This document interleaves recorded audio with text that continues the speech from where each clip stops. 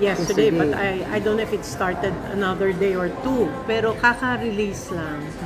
Okay. And that was composed by Malo Mano. Cruz and Mark Dolientes, my, two assistants.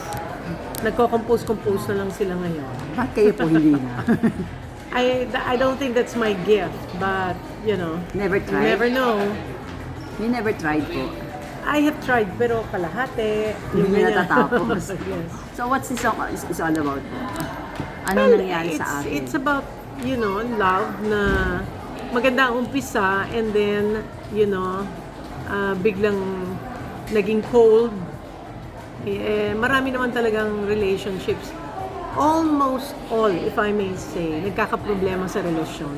Because it's two people, Different people. Different Diba? Kanya-kanya yan Until, dapat daw nasa gitna si Jesus. And as you get closer to Him, your relationship will also get better. So medyo religious pa yung song? Or Pardon? Medyo religious or spiritual? Hindi Wala naman. naman Everything po. naman is spiritual When you think about it, everything is connected to the Lord, You just have to understand how it is connected. But everything is according to the decision of God. Lahat ng nangyayari sa atin, alam ng Diyos yan. He allows it for a reason. Ano ba daw po ang inspiration ng song? Hindi ko alam kung na-in-love si Malo, tapos naglaho ang kanyang pag-ibig. Sila I don't think it's about my relationship with my husband. Pero I think, pwede. Pwede, oo. Oo, It's pwede for anyone, But it doesn't mean that it should just end there. May sagot niyang kantang yan Diba? One more try. Yung kanta ko. Should Oo we nga. stay or should we say goodbye? Pwede idugtong, ano? Diba, Yes, no? Oo. Pero personally, paano po kayo nakaka-relate dun sa song? Relate? Well, parang yung sa marriage ko, 'di ba? Pero we stayed naman for a while. Many years din naman kaming nagkaroon ng relationship na maganda. And syempre, nagkakaroon ng pagsusubok. Opo. Yun. So, whenever you sing this song po, may hugot po ba? May tama po ba? Syempre, kailangan lalagyan ng hugot Yeah. para magkaroon ng something, 'di ba? You cannot just sing a song without any emotion. So you get hugot from the past. Opo. Siyempre, isipin po nila, ay, song ni Miss ko yan. Parang turutulat. Ano magiging reaction nyo pag may ganyang comment? Lalo na ngayon sa social media, di po ba? Ang mga nila, very vocal, lahat Syempre, kinoconnect. oo. Lahat naman may connection Hindi ko alam. You have to ask Malo about the song. But personally po, anong papayo niyo sa mga ganyang relationships?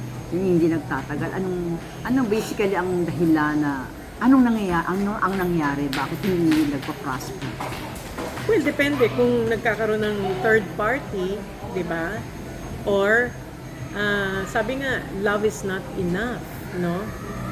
Romansa is not enough. Kailangan both of you have to work on the relationship.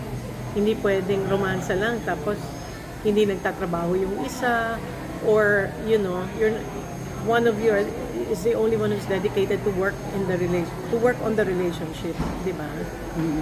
Paano niyo po na-connect yung song ngayon sa mga millennial, sa mga generation ngayon?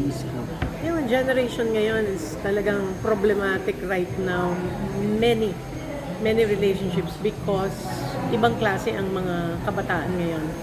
There is a spirit of entitlement.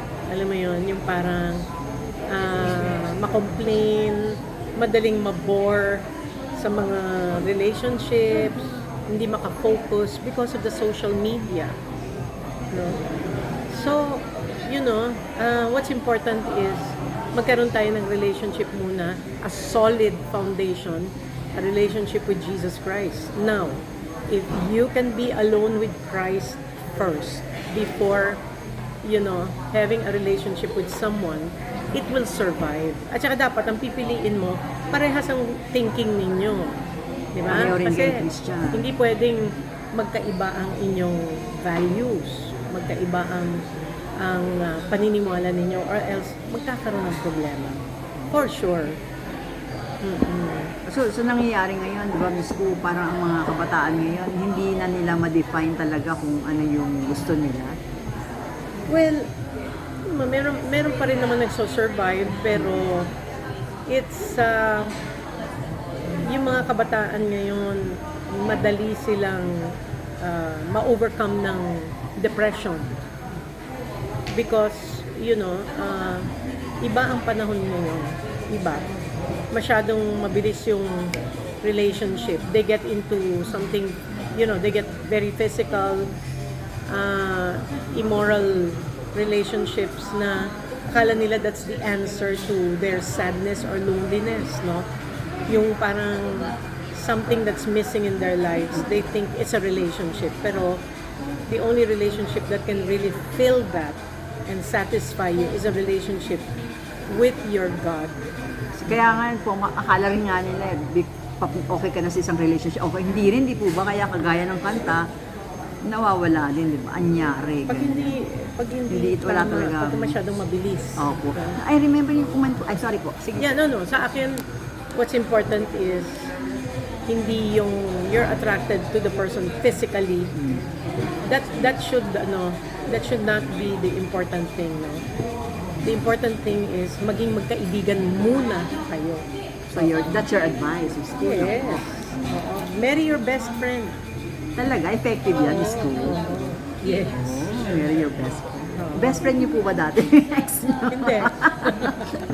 Kaya gano'n. Masyadong mabilis ang nangyari. Okay. Pero if you were given na yung chance po na ma-continue relationship, of course, you want to do it. Parang Which one? Yung To relationship, my past? oo. If the Lord wills it. If He allows it for His glory, why not? Oo. But at this point, wala po kayong karelasyon. Tama po. Wala po.